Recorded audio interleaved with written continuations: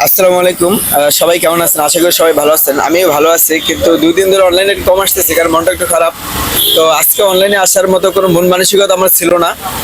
তো দেখতে পারতেছেন, অনলাইনে আসার আগে ফিল্টার দিয়ে চেহারাটা একটু ফর্সা করে নিয়েছে যাতে দেখে বোঝা না যায় যে মনটা খারাপ।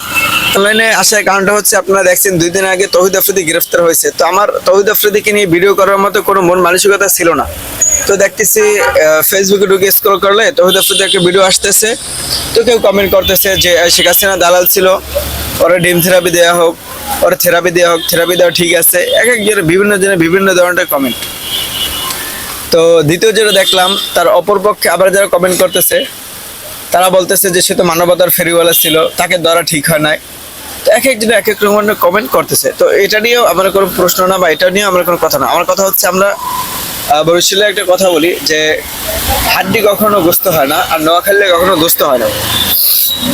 তো এই কথাগুলো বলার কারণ হচ্ছে, এই যে রাহি, যাকে আপনারা এখন চিনেন, তাই ওর যে শরীর বা ওর যে চেহারা বা ওর যে যোগ্যতা, তাতে মনে হয় না যে পরিশ্রম করে খাইতে পারতো। এই যে সাইজ, এই যে বুড়ি, ঠিক আছে ভাই, শরীর নিয়ে যে পরিশ্রম করবে এই কিন্তু শরীর ওর না। ওরা সোশ্যাল মিডিয়ায় ভাইরাল করছে কিন্তু তৌহিদ আফ্রিদি ওর ভাইয়ের মতো ভালোবাসছে। মানে একটা বন্ধুরে যতটা ভালোবাসা প্রয়োজন, ওর কিন্তু এতটা ভালোবাসছে, সবসময় সাথে রাখছে। ওর এখন যে একটা ইনকাম হইতেছে, ও যে একটা ফ্যামিলি চালাইতেছে, এটার পিছনে কারণ কিন্তু তৌহিদ আফ্রিদি। কিন্তু ওই সেই মূল্যটা দিতে পারে নাই। তো যেটা বলো ভাই, একটা বন্ধুর কতটা ভালোবাসা দিলে সে বেইমানি করবে? মানে একটা মানুষের কতটুকু ভালোবাসা দিলে সে বেইমানি করবে না, এটা বলে আপনি কাকে বিশ্বাস করবেন? ভাই, দূরের মানুষ কখনো ক্ষতি করতে পারে না। যে আমার থেকে দূরে আছে সে কখনো আমার ক্ষতি করতে পারবে না।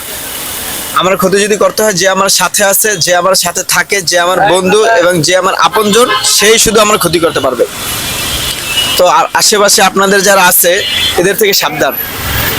এখন যাকে বন্ধু মনে করতেছেন সেই কিন্তু আপনার শত্রু।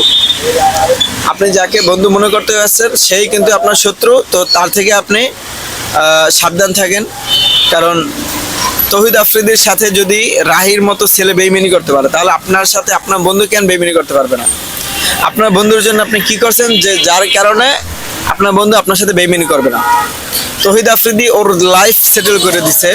ওর মাসে যে এরকম ডলার আসতেছে ওর অ্যাকাউন্টে, এটা কার মাধ্যমে আসে? তৌহিদ আফ্রিদির কারণে আসে।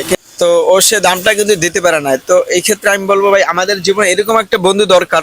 আমার পৃথিবী, পুরো পৃথিবী এক সাইডে, হয় সে আমার সাথে থাকবে বা আমার পক্ষে থাকবে।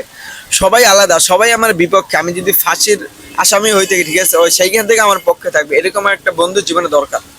তাহলে ধরেন আপনি লাইফ সেটেল। কিন্তু তাছাড়া যারা আশেপাশে আছে, এদেরকে যদি বন্ধু মনে করে থাকেন, এরাই আপনার ক্ষতি করবে। দূরের মানুষ কখনো আপনার ক্ষতি করতে পারবে না। কারণ তৌহিদ আফ্রিদি এতদিন পালানো ছিল, কেউ কিন্তু ক্ষতি করতে পারে না। কিন্তু রাহির বাসায় ছিল, রাহির বাসা থেকে ওই যেদিন বরিশাল গেছে তার 2 দিন পরে ওই ধরা খাইছে বরিশাল বসে। এবং রাহি নিজে তথ্য দিছে ওই কোথায় আছে, কি করে বা কিভাবে গেছে, এগুলো সব কিন্তু রাহি নিজে তথ্য দিছে। তো আমার দিক থেকে পরামর্শ থাকবে, আপনি যাকে বিশ্বাস করেন একটু সাবধান। তো আজকে অনলাইনে আসার কারণ এটাই, কারণ এই যে প্রোডাক্ট ভাই, আমি এর চেহারাটা দেখলেই ভাই আমার আহ, কি যে বলবো ভাই, কিছু বলার নাই। রাহের মতো ছেলে হয়তো ওই ব্যবসা থেকে ধরাই দিছে। কিছু বলার নাই ভাই, সবাই ভালো থাকবেন। আবার দেখা হবে অন্য কোন ভিডিওতে। সবাই ভালো থাকবেন। আসসালামু আলাইকুম।